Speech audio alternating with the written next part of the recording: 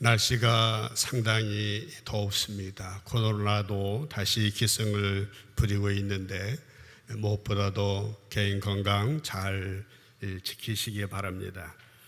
우리 교회는 후반기에 들어서면서 모두 다시 제자리에 우리의 신앙을 다시 한번 점검하고 더 앞서 나가기를 원하는 마음으로 이 제자리 캠페인을 시작하였습니다. 감사하게도 많은 성도들이 호응하여 주시고 또 예배와 교제 또 교육과 훈련에 힘써 주심에 대해서 감사를 드립니다.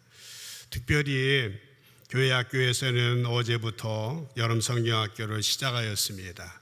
우리 교사들이 또 교육자들이 땀 흘리면서 수고하고 있는데 어린이들이 평생 동안 정말 잊혀지지 않는 은혜의 경험을 할 수 있도록 우리 성도님들께서도 기도 많이 해주시기를 다시 부탁드립니다.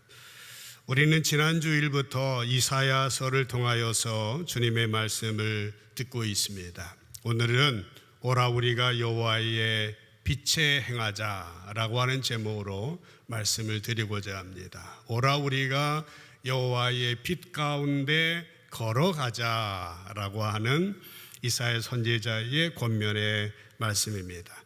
지난주에 보았던 것처럼 이사야라고 하는 이름의 뜻은 어떤 뜻입니까? 이사야서 전체의 예언서 전체의 주제이기도 합니다마는 이사야의 이름의 뜻은 여호와는 구원이시다, 여호와가 구원하신다 라고 하는 뜻을 가지고 있습니다. 그는 주전 740년에서 690년까지 그러니까 BC 8세기에 약 50년 동안 남유다 예루살렘에서 예언 활동을 했던 선지자입니다. 지난주 말씀드린 것처럼 그는 출신이 왕족 출신이었습니다. 그래서 이 이사야서는 다른 모든 예언서 가운데서도 탁월한 문장을 가지고 있고 정치나 경제나 사회나 나아가서 국제 정세까지 통달한 사람으로서 수준 높은 이 예언의 메시지가 전해지고 있습니다. 이사야 1장 1절에서 보신 것처럼 이사야가 사역했던 때에는 유다 왕 4사람이 있었습니다. 우시야, 요담, 아하스, 히스기야. 이 시대에 이사야가 유대와 예루살렘에 관하여서 본 계시다라고 하는 것입니다. 여기 4명의 왕이 나옵니다마는 한 사람 아하스를 제외하고 3명의 왕들은 하나님께로부터 선하다는 평가를 받은 왕들이었습니다. 그러나 그들의 통치 기간 가운데 유다 백성들의 마음속에는 우상 숭배가 깊이 뿌리 박혀 있었습니다. 물론 하나님을 섬기는 선한 왕들은 영적인 개혁을 위하여서 노력하였습니다마는 백성들의 마음속에는 물질을 숭상하고 우상을 숭배하는 것이 깊이 뿌리잡고 있었고 결국 남유다는 건너지 말아야 될 강을 건너게 되었습니다. 그래서 아직 이루어지지 않았습니다마는 100여 년 후의 일이지만은 역사적으로 남유다는 어떻게 됐습니까?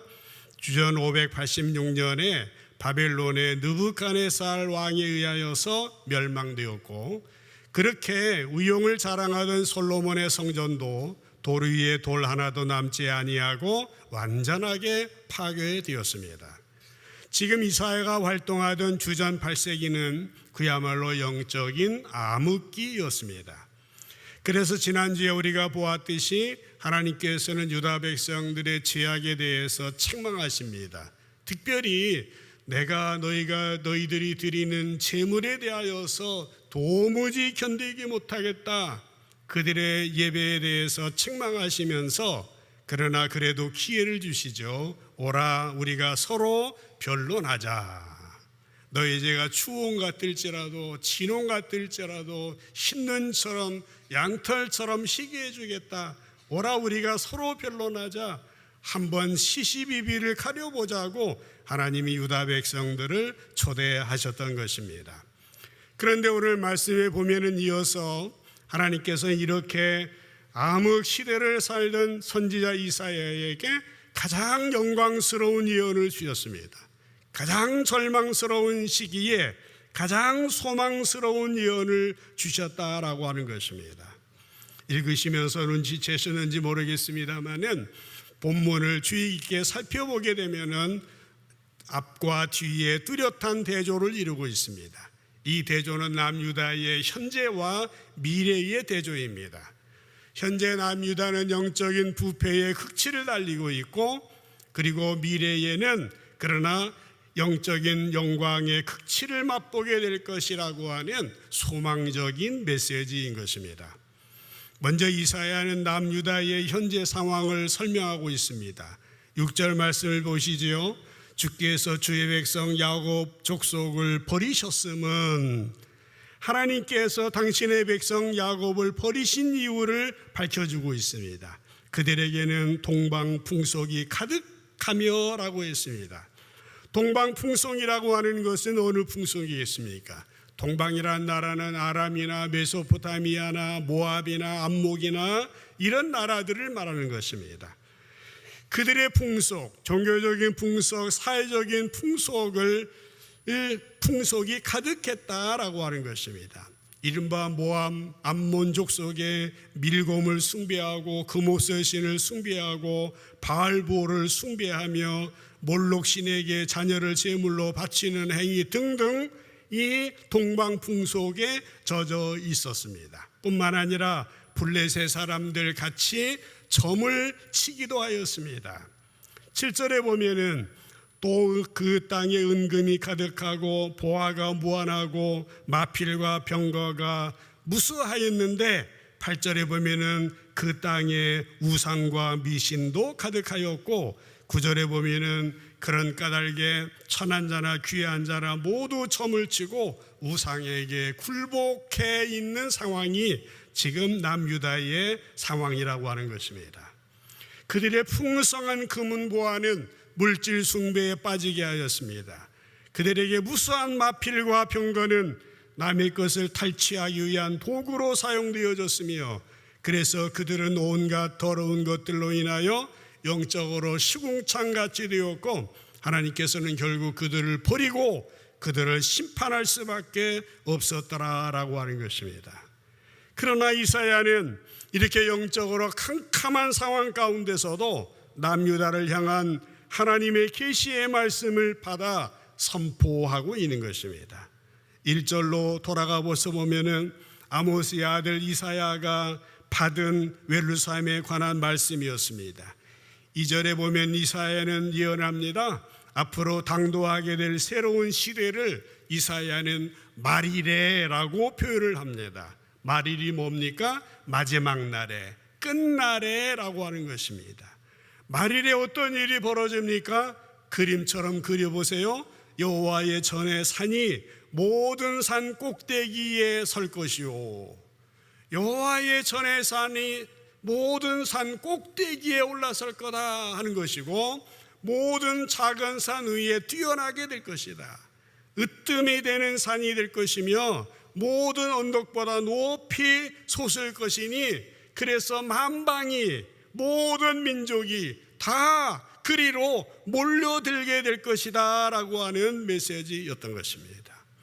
그러면 3절에 보면은 그날에 많은 백성들이 올라가면서 서로 말합니다. 오라, 우리가 여호와의 산에 올라가자, 야곱의 하나님의 전에 이르자, 이렇게 노래하고 있는 것입니다. 그려보세요. 시온산이 높이 올라가 있고 모든 사람들이 올라가자, 여호와의 산으로, 하나님의 전으로 올라가자, 이렇게 권면하고 있는 것입니다. 이 구절이 지금 이사야 2장 3절에 나옵니다마는 미가서 4장 2절에도 나오는 동일한 구절입니다. 찬양의 그런 찬양 잘 아시죠? 오라, 우리가 여호와의 산에 올라 하나님의 전에 이르자, 주님의 도를 배우고 주님의 길로 행하리. 이는 율법이 시온에서 나오고 주의 말씀은 예루살렘에서 라고 하는 찬양을 우리는 수도 없이 불렀습니다. 이렇게 이사야는 희망의 메시지를 전하고 있는 것입니다. 누가복음 24장 47절에 보셔도 또 그의 이름으로 제사함을 받게 하는 회개가 예루살렘에서 시작하여 모든 족속에게 전파될 것이 어떻게 되었으니? 기록되었으니. 신약의 저자 의사 누가는 구약의 이사야서 2장 3절이나 미가서 4장 2절의 말씀을 읽고 있었고, 그 말씀으로 인하여 영감을 받아서 이렇게 기록하게 되어진 것입니다. 예루살렘에서 시작하여 모든 족속에게 회개의 복음이 전파되어질 것이다 라고 하는 것입니다. 이사야의 예언은 계속되어집니다. 4절에 보시면은 그가 열방 사이에서 판단하시며, 그는 누굽니까? 주님이십니다. 그가 열방 사이에 판단하시며 판결하실 터인데, 주님으로 말미암아, 주님이 전해진 말씀으로 말미암아 어떤 일이 일어나게 됩니까? 무리가 그들의 칼을 쳐서 보습을 만들고, 칼은 전쟁의 무기입니다. 보습은 농사기구입니다. 보습은 쟁기나 가래 같은 농기구에 끼우는 삽 모양의 새 조각이 보습입니다. 칼을 뭉개뜨려 보습을 만들고 창을 뭉개뜨려 낫을 만들 것이다 라고 하는 것입니다. 그래서 이 나라와 저 나라가 다시는 전쟁하지 아니하고 영원히 평화로운 나라가, 평화로운 시대가 오게 될 거라고 예언하고 있는 것입니다. 그러면서 오늘 설교의 제목처럼 5절에 보면은 뭐라고 했습니까? 오라 우리가 여호와의 빛에 행하자라고 초대하고 있는 것입니다. 오라 우리가 여호와의 빛 가운데 걸어가자라는 것입니다. 사랑하는 여러분, 이 예언의 말씀, 이 메시지는 얼마나 영광스럽고 소망스러운 비전입니까? 절망의 그 시기에, 영적으로 암흑의 그 시기에 소망의 메시지, 영광의 그 메시지가 전해지고 있는 것입니다. 오늘도 주님의 음성을 이 예언자 이사야를 통해서 들으시고 우리의 일평생 주님의 빛 가운데 걸어가는 우리 모두가 되시기를 먼저 주님의 이름으로 간절히 축복합니다. 빛 가운데 걸어가자라는 것입니다. 우상을 몰아내고 여호와의 말씀, 주님의 말씀에 순종하며 전쟁과 분쟁과 다툼을 물리치고 평화로운 이 세상을 만들어 가자라고 하는 것입니다. 이렇게 이사야의 말씀은 더 자세히 보게 되면은, 이사야는 이 예언의 메시지를 단순히 남유다의 미래를 위해서만 예언한 것이 아니죠. 결국에는 남유다의 예루살렘으로부터 나온 주님의 말씀이 이방 나라로 전파되어질 것이며, 결국 그날이 오게 되면 모든 사람들이, 모든 이방인들이 구원을 받게 되고 온 세상에 전쟁이 그치고 평화의 시대가 올 거라고 하는 예언인 것입니다. 실제로 그 이후 500여 년 이후에 예수님께서 만왕의 왕으로 이 땅에 오셨고 복음이 온 누리에 전파되어 이제는 세계의 모든 나라, 모든 백성들이 주 예수 그리스도의 생명의 복음의 진리를 듣게 되었던 것입니다. 우리나라도 원래 미신으로 불교와 유교밖에 알지 못하던 이방 나라였지만은 예루살렘으로부터 나오는 진리의 말씀으로 말미암아 하나님을 알고 예수님을 알고 성령님을 알게 되어지는 놀라운 복을 받게 되어진 것입니다. 그렇습니다. 하나님의 교훈은 인도에서, 메카에서, 메디나에서 나온 것이 아니라 3절 후반의 말씀 마지막에 나오는 것처럼 모든 율법이 시온에서 나올 것이며 여호와의 말씀이 예루살렘에서 나올 거라는 예언의 말씀대로 오늘도 온 세상에 복음이 전해지고 있는 것입니다. 오늘 우리는 본문 말씀을 통하여서 이사야 선지자가 예언한 장래의 영광의 메시지를 세 가지로 나누어서 상고해 보려고 합니다. 첫 번째, 이사야는 어떤 예언을 하고 있습니까? 참된 종교는 결국 승리하게 되어진다라고 하는 예언이었습니다. 이 세상에는 종교가 많습니다. 철학 종교, 윤리 종교, 심지어는 이단 종교까지 얼마나 많은 문제점들을 일으키고 셀 수 없는 종교들이 있습니다. 그러나 오직 살아계신 하나님만을 섬기는 종교만이 참된 종교이며 참된 종교가 결국에는 승리한다라고 하는 예언의 말씀입니다. 2절 말씀을 다시 한번 보도록 하십시다. 만일에 여호와의 전에 산이 모든 산 꼭대기에 굳게 설 것이며 모든 산 모든 작은 산 위에 뛰어나리라 라는 것입니다. 그림을 그려보십시오. 이 메시지는 승리의 메시지입니다. 승리의 예언입니다. 예루살렘은 이제 주변이 높은 산들로 둘러싸여져 있는데 성전에 있는 시온산은 다른 산보다도 낫다라는 것입니다. 그런데 이사야는 뭐라고 말했어요? 말일이 되면은 이 산이 낮은 시온산이 다른 높은 산보다도 더 높아지게 될 거다라고 하는 예언입니다. 어떤 사람들은 이 말씀을 지나치게 문자적으로 해석해서 예수님이 재림하실 때에 시온산이 기적적으로 융기되어서 다른 산보다 높아지게 될 거다라고 그렇게 말하였습니다마는, 그러나 예언은 어떻습니까? 지난 시간에 예언은 시적인 운문체로 기록되었다라고 말씀드렸습니다. 그렇기 때문에 예언서는 상징적으로 해석해야 됩니다. 우리가 상징을 상징으로 해석하지 않고 문자적으로 해석하면 엄청난 일들이, 우스꽝스러운 일들이 일어나게 됩니다. 본문의 시온산과 다른 산은 무엇을 말합니까? 모두 종교의 가르침을 상징하게 됩니다. 종교라고 하는 말을 한자어로 어떤 종자를 씁니까? 마루 종자를 씁니다. 높은 꼭대기라는 뜻이에요. 종교는 높은 가르침이라고 하는 의미입니다.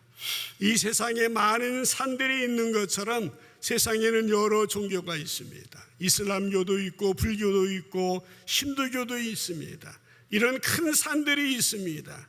신자가 작은 종교 같은 작은 산들도 있습니다. 그러나 아무리 많은 산들이 있을지라도 이사야는 뭐라고 말한 겁니까? 결국 시온산만이 우뚝 서서 높아지게 될 거라고 하는 말씀입니다. 이사야의 예언은 살아계신 하나님, 참된 하나님을 섬기는 신앙만이 결국에는 모든 종교를 극복하고 승리하게 될 거라고 하는 메시지인 것입니다. 물론 오늘날 기독교라고 하는 이름으로 많은 잘못들이 차행되어지고 있기 때문에 역사상으로 봐도 십자가 운동을 비롯해서 기독교가 잘못된 일을 했기 때문에 마음이 편하지 않습니다마는, 그러나 기독교가 승리하는 것이 아니라 뭐가 승리합니까? 여호와 하나님을 섬기는 신앙, 유일하신 예수 그리스도를 믿는 신앙, 유일하신 성령님을 믿는 신앙, 즉 삼위일체 하나님을 진실하게 믿는 신앙이 결국에는 승리하게 된다라고 하는 겁니다. 이 승리는 일시적인 승리가 아니라 영원한 승리요 완벽한 승리라고 하는 겁니다. 이 승리는 아직 완성되지 않았지만은 지금도 진행되고 있는 승리인 것입니다. 다 이루었다 하실 때에 마지막 주님 재림하실 그 순간에 이루어질 그 승리를 향하여서 우리는 부단히 영적 전쟁을 하고 있는 것입니다. 부디 마지막 순간까지 하나님, 예수님, 성령님, 참된 교회 편에 서시다가 영원한 승리를 경험하는 저 여러분 모두 되시기를 주님의 이름으로 간절히 축복합니다. 두 번째로 이사야의 예언은 뭡니까? 이방 사람들의 영적인 흐름에 대하여서 예언을 하고 있습니다. 그 흐름은 어떤 흐름입니까? 2절 하반절에 보면은 만방이 그리로 몰려들 것이라 그랬어요.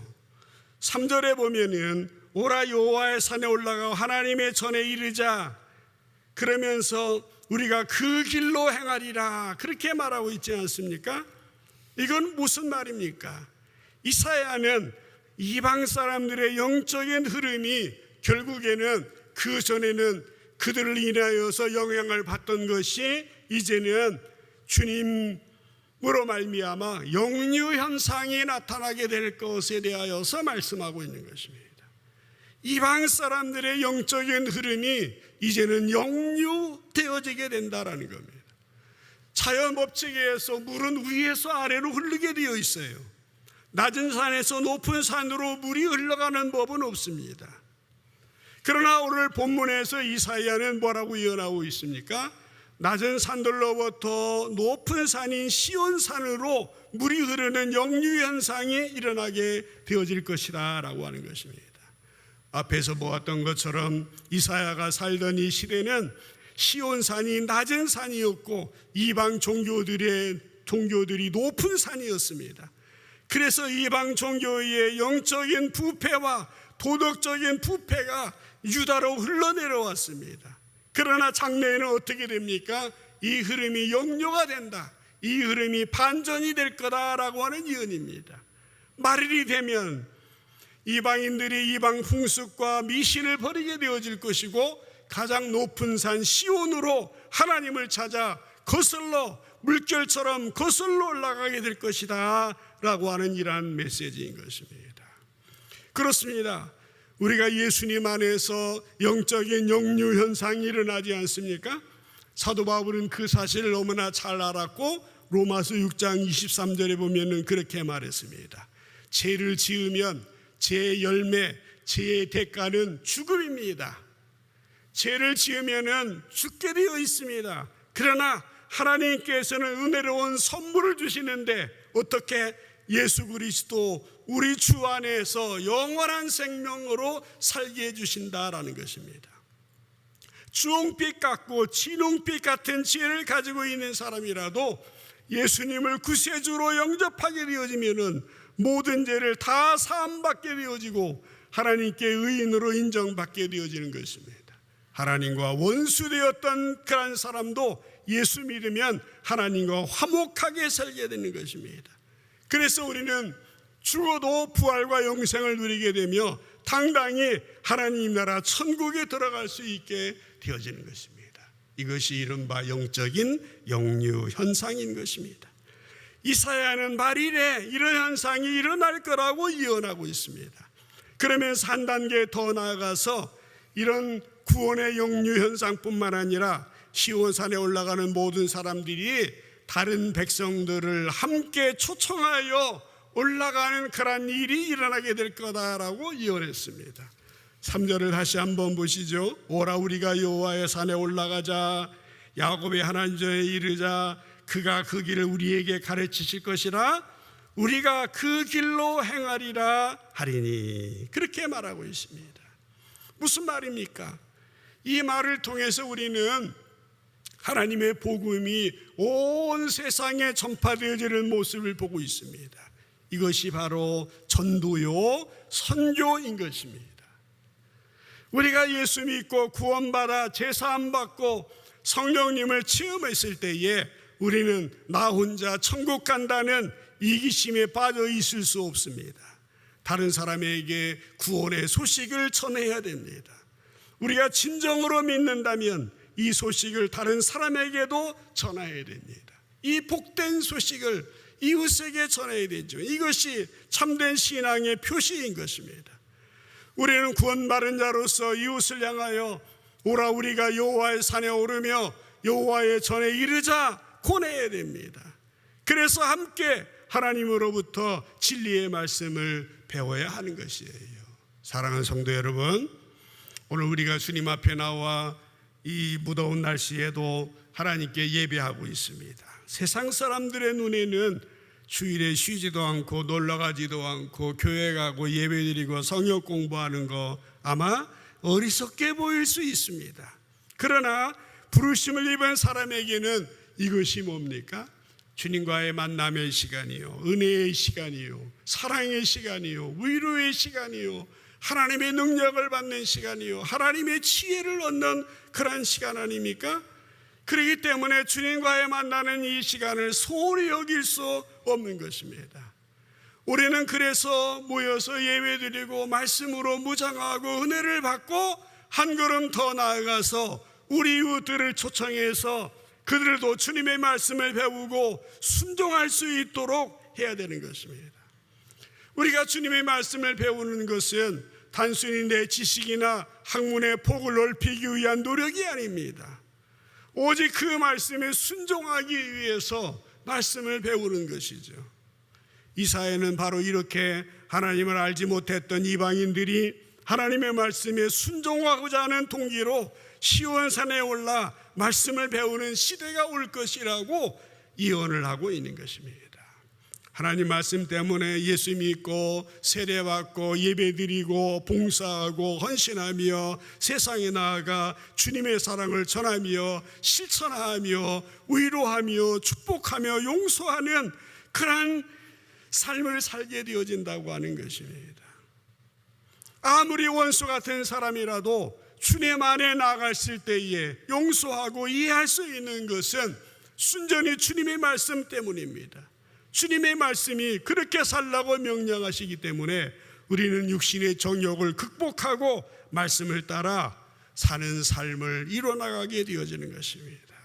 이것이야말로 말씀에 순종하는 삶이며 말씀의 지배를 받는 사람입니다.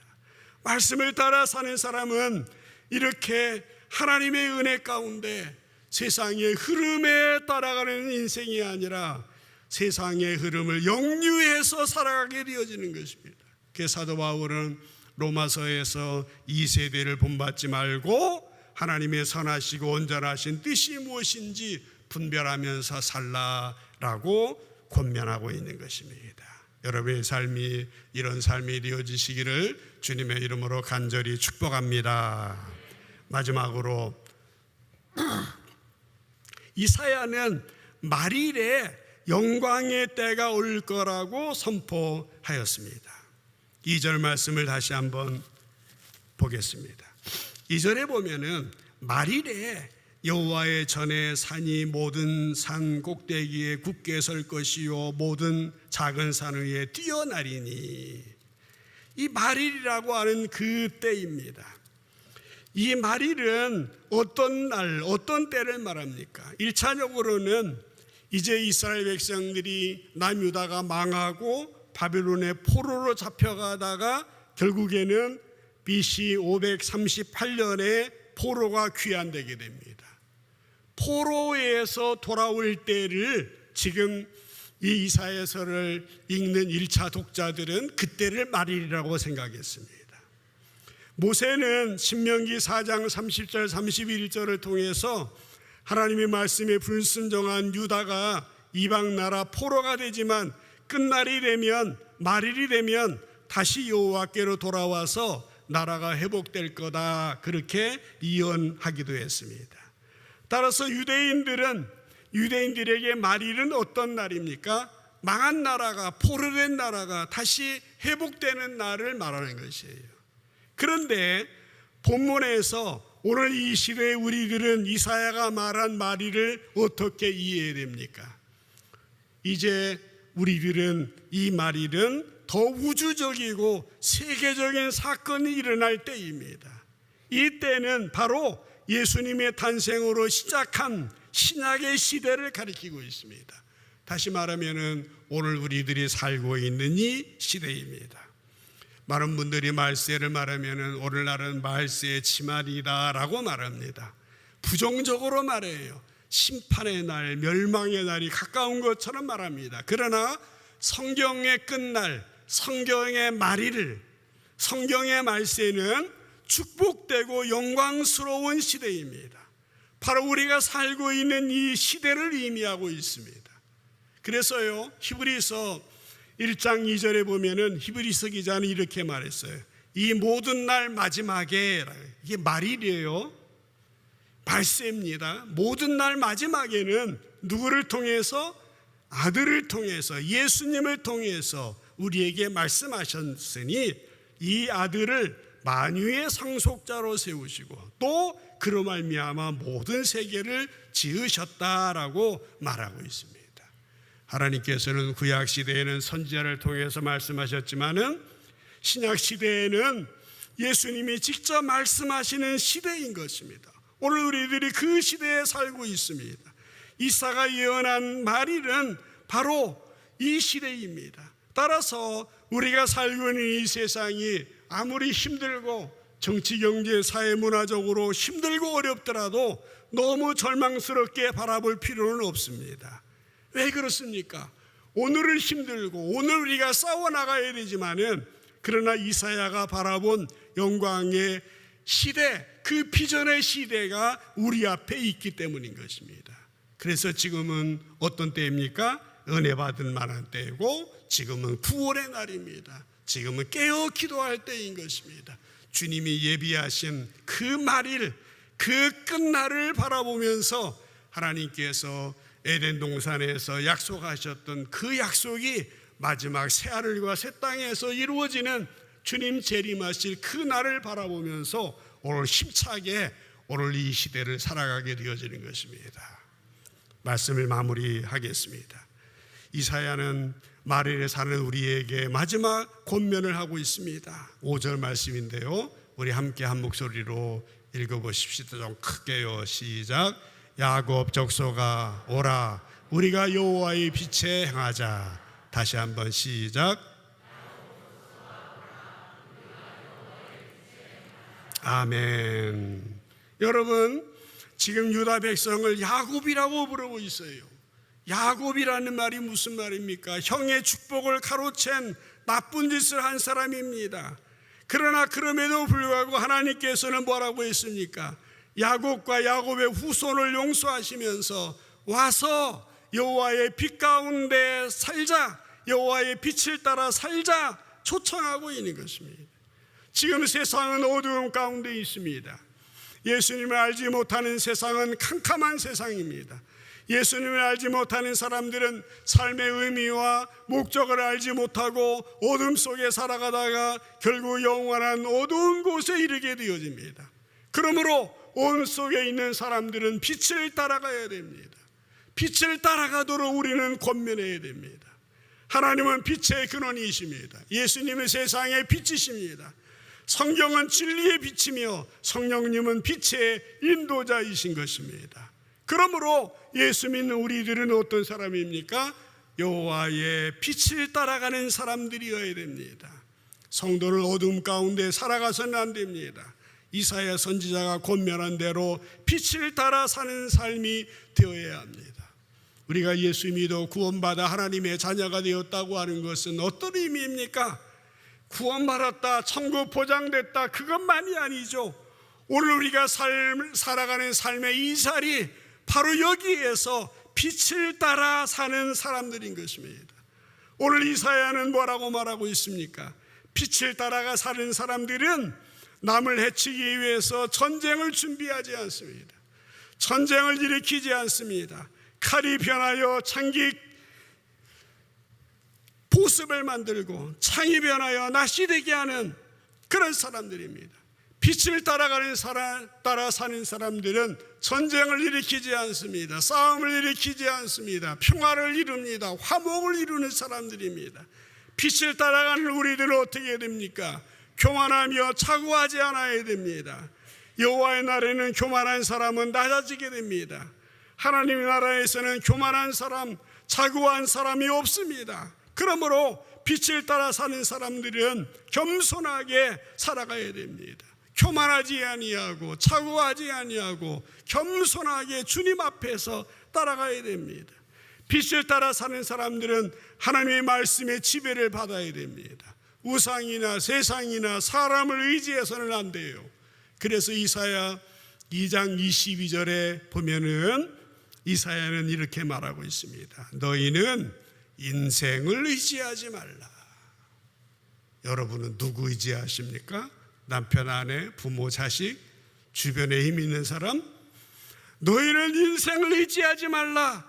그의 호흡은 코에 있나니 새말 가치가 어디 있느냐? 라고 말하고 있습니다. 사람은 호흡하는 존재입니다. 코가 막히고 기도가 막혀서 몇 분만 숨을 쉬지 못해도 생명을 잃는 연약한 존재입니다. 그런데 어떻게 사람을 의지해서 이길 수가 있습니까? 우리가 의지할 분은 오직 하나님인 것입니다. 그래서 이사야 선지는 우리에게 말하고 있습니다. 3절에 보면은 오라 우리가 여호와의 산에 올라가자. 오라 우리가 여호와의 산에 오르며 야곱의 하나님의 전에 이르자 권면하면서 5절에 보면은 오라 우리가 여호와의 빛에 행하자라고 그렇게 권면하고 있습니다. 부디 빛을 따라 행하며 하나님을 의지하고 말씀에 순종하는 여러분 되시기를 바라는 것입니다. 저는 우리 삼성제일교회 모든 성도들이 구원받은 하나님의 자녀로서 이 땅의 삶의 현장에서 여호와의 빛에 행하자, 여호와의 빛 가운데 걸어가자 하나님은 다 알려주십니다.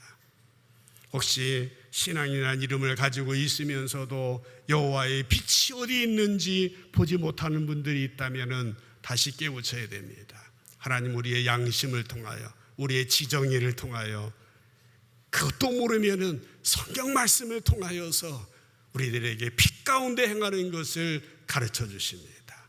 하나님이 아시고 여러분이 압니다. 다른 사람은 가르쳐 줄 수 없습니다. 이 길을 따라 나가다가 정말 하나님 말씀에 순종하여 하나님의 나라가 여러분의 마음 가운데부터 이루어지시고 희락이 이루어지고 이 가운데 하나님의 의가 이루어지고 평안이 이루어져서 하나님 나라 이 땅이 아름답게 건설해가는 주님의 백성 되어지시기를 주님의 이름으로 간절히 축원합니다. 기도합시다.